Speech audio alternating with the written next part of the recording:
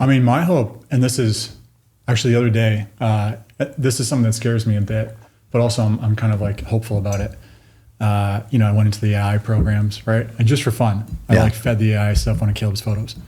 And I said, AI, make me a photo that looks kind of like this, as if Caleb shot it, kind of thing. And a couple seconds later, a photo came up. It's pretty damn good, pretty close. And I sent it to Caleb, and I forget what you said, but you sent it to the model you shot with, and he was like, "Shit, that's a cool photo." And that scares me in some ways because that isn't real, right? But can be passed off as real, and I wonder if that's going to be like the new sort of we're already there, but like the frontier with photos and video and everything, where is there going to be a value placed on something that is real compared to what isn't real? And how are you going to value that if people can't tell the difference? Like even if I'm willing to say, yeah, I'm going to value an authentic photo or a video or a story over something that isn't authentic, how are you going to know? Yeah. I think it's going to put more pressure on actually doing the thing. So you can't simulate it. I mean, it's hard to simulate breaking down an animal.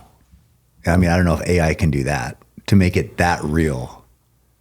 Yeah, I always err on the side of they'll never be able to actually do it because they can't feel the emotion or what it feels like to be there. But Branlin, he always sees things bigger, and he's thinking, yeah, but what if it does? Yeah. So it's crazy.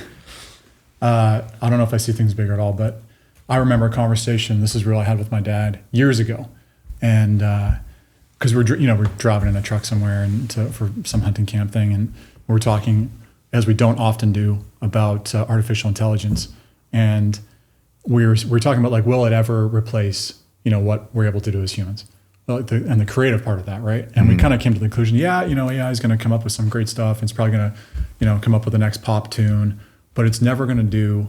It's never going to come up with Bohemian Rhapsody, if you're familiar with that Queen song, right? Because that's you listen to it and you're like, yeah, where did that come from? And I mean, that's so creative and artistic and way out there. And obviously that's a pop culture example. You can say like Van Gogh, Starry Night, or you can use all the outlier examples of artistic work that's been done by humans. I thought at the time, I said, Dad, that's never going to happen. And he agreed. And therefore part of my, my far reaching kind of look at what I wanted to do was let's live in that space. Let's live in the creative space where that's not going to be touched by the people in the boardrooms or the AI stuff coming. And I no longer think that. I think that if you type in the right stuff, it's going to come up with Bohemian Rhapsody, and that, I don't know if that's a problem. It's just reality. It's just the way it is. But I think that's coming. I don't think that's far off. So to me, again, I look back at it you're right. There should be value in doing the thing and breaking down the animal. But if you're talking about just the actual the video of that, or the if that's your proof, I don't know if that's good enough anymore. Way back, when I'm not 100% sure if I'm right on this, but what's the magazine with the border around? Is it Life? I can't remember. Time magazine. Okay, so, and I'm not 100% sure on this, but I think part of the reason why that magazine was started was the thought behind it was that there is a lot of information. There's news out there. There's false news, even back then, right? Because people were isolated. They're not as connected as we are now. And whoever started it said, hey, let's provide something that someone picks up, and we can separate the chaff from the weed or whatever. So we can when someone picks up that magazine with the border around it, they know this is real and this is something I can trust. My question, I guess, going forward is, if we can't tell the difference between what an AI is making and what someone like Caleb makes or you make, how do people where are people going to turn to find that stuff and know that it's real and they're not being lied to? And I don't know the answer to that. Yeah, it's a crazy thought. Yeah, that is. It's I don't know if it's going to put pressure on more authentic experience, and I don't know if it puts, if it makes film more valuable, because that's like a real experience, because a photo captures that moment in time. So it's not necessarily the experience. It doesn't have to be. Mm-hmm. It could just be you simulated this experience and captured that. Mm-hmm. But is that going to make video and true authentic experience more valuable? I don't know, because it's not saying it can't be replicated, but it seems like it's harder to replicate that much activity or pixels or whatever the hell you're talking about. Right. Whereas photos, those seem like low-hanging fruit right now. Yeah, if I was a photographer, I'd be really weird. No, I think, I mean, you're into music and film, and they're already tapping into those worlds. Like, yeah, the film stuff coming out is crazy. Yeah. Like if we're on Joe's podcast, this would be the time where we'd like pull up some video and we'd be like, yeah, that was not real. That's not real film. Does it look too perfect? The stuff I've seen looks too perfect, but maybe that's just an early maybe it's going to get better. Well, you look at what it was a year ago compared to what it is now, and you look at the exponential rise of what's going on and what's driving that. And I mean, it's coming for sure. So how do you protect your own interests then? Like what can you offer that's going to offset that ease of like, hey, we need this photo, punch it in, here you go. We don't have to pay anybody. We don't have to work with this creative, whatever. So what do you guys offer that's going to hold that at bay?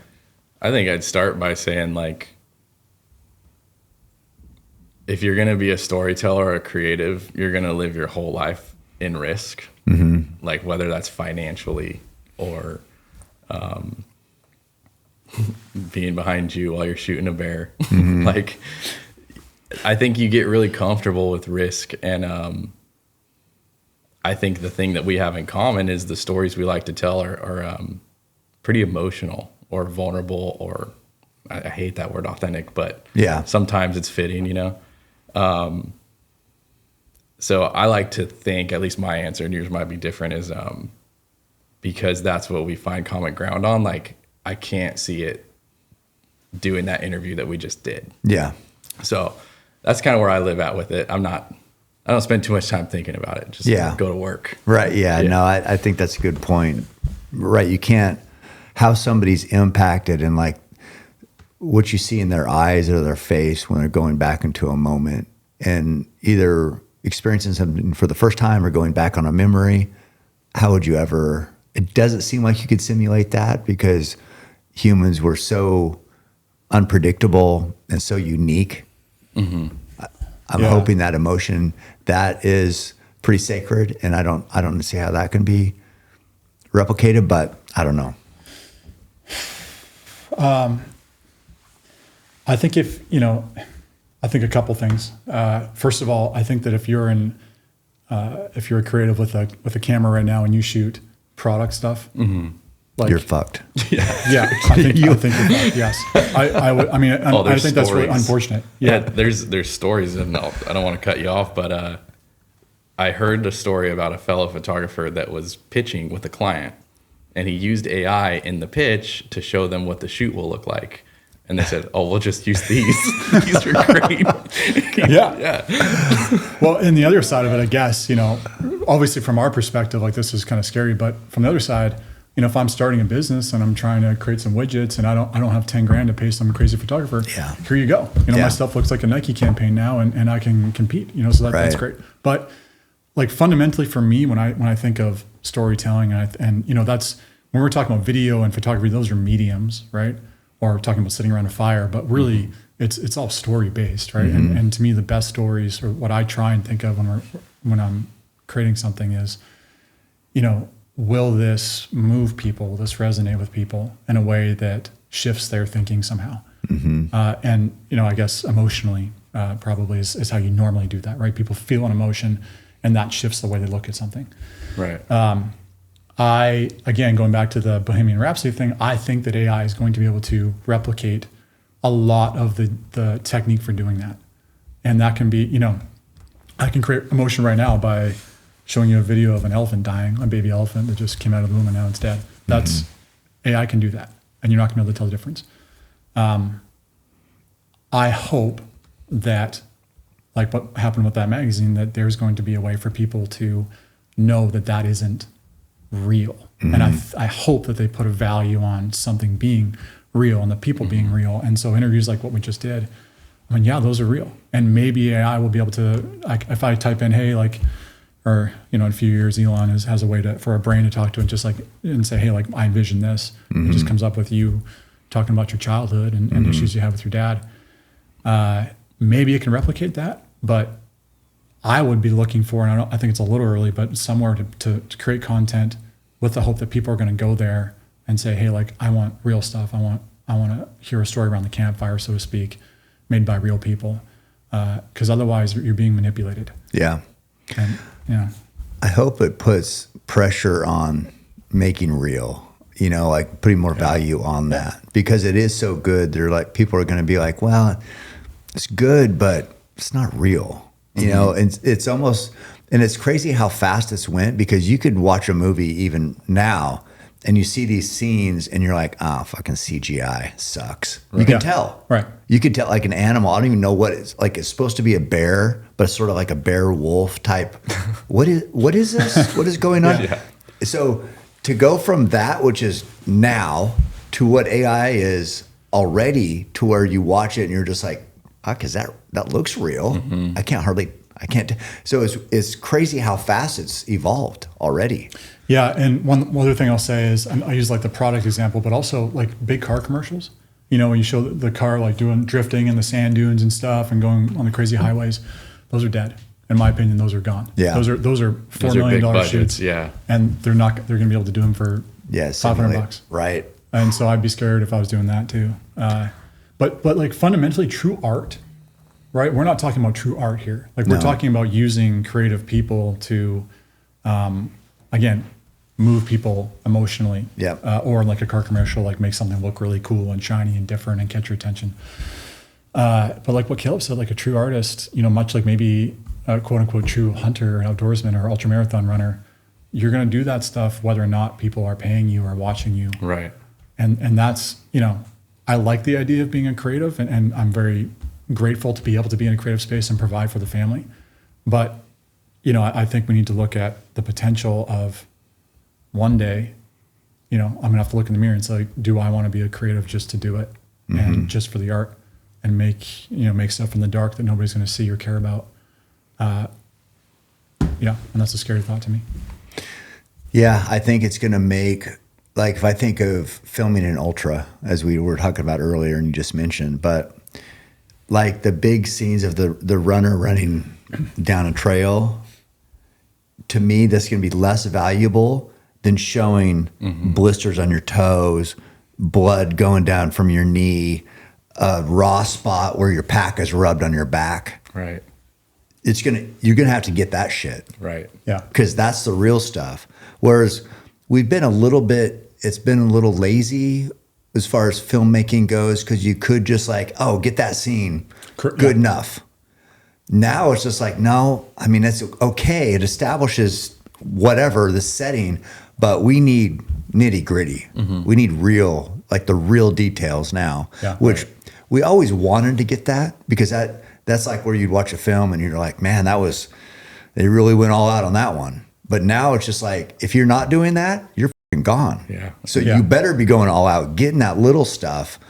Yeah, you can throw in the big stuff too, because that does set the mood. But I think it's going to put more pressure, and I think it's going to make people like you guys who are talented, who have that perspective, to where like, no, I know what real is and looks like and feels like and smells like and tastes like and looks on camera. That's what we got to have. Yeah. And so you guys could separate yourselves, instead of people saying like, oh, this is the end, we're in creative. It could be like, maybe it's going to, for the legit guys who have this authentic vision, it's going to open more doors. I don't know. I really wish you were a creative so I could hear the Cam Hanes response to AI. Yeah. I know exactly what he would say. Yeah. What? Nobody cares.